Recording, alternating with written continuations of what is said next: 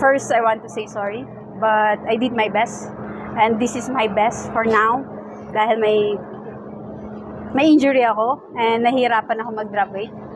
And kasi lumaki ako. Pero ayun nga, it's not an excuse. But at the end of the day, hindi ako sumuko. Nag-prepare ako and I'm happy to represent our country. Ano po yung injury? Still the same to 2023 nung nagka-injury ako before the Olympic qualifying. So, yeah. Medyo din na after not qualifying sa Paris, medyo nawalan na ako ng motivation. Yeah, and yeah, this is my first international competition after 2024. So, I'm happy to be back again. Yes. Oo nga, dito din sa Thailand. So, yeah. Yung injury mo, right or left? Right knee. Right knee, yes. Medyo kumirot pa siya ngayon. After the second match. Yes po. Yes, so, pero okay lang. Okay na yun.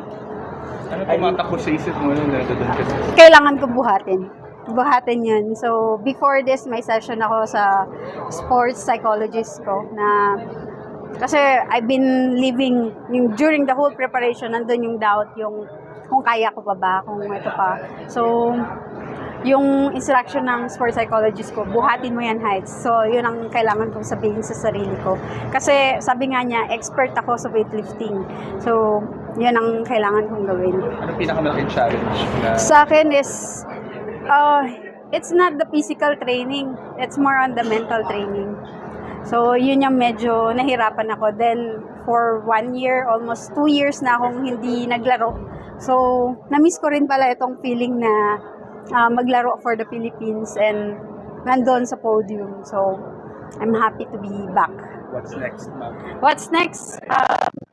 Hoping next year, nasa Olympic qualifying ako for category ng weightlifting. It's keep changing. So, third time na ito ngayon. So, titignan natin, 61 kilos naman. 61? Yes.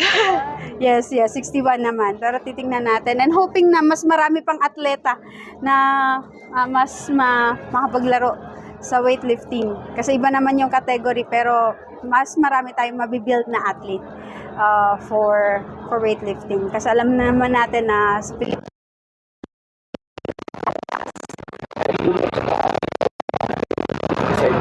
bumalik dito sa Cebu.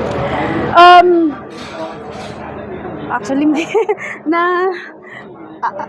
ano bang, siguro for the Philippines. Nandito ako for the Philippines and for the weightlifting community kasi I have to stand for the athletes behind me and I need to motivate them kahit nahirapan ako. And then, for the Filipino athletes also.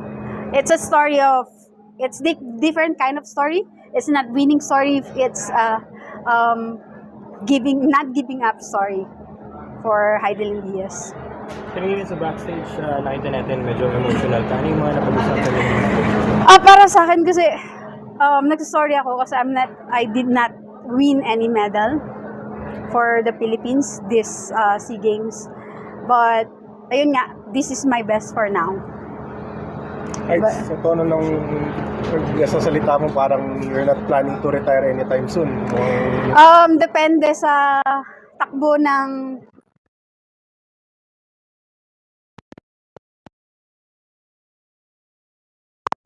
pero syempre, kailangan natin tignan kung ano bang, yun yung problema ng athlete eh. After winning gold, what's next? To be sports leader, I will be a lecturer next year. So, what's next for Heidelin Diaz? So, medyo magulo pang isip kung definitely hindi pa, pero nandun na.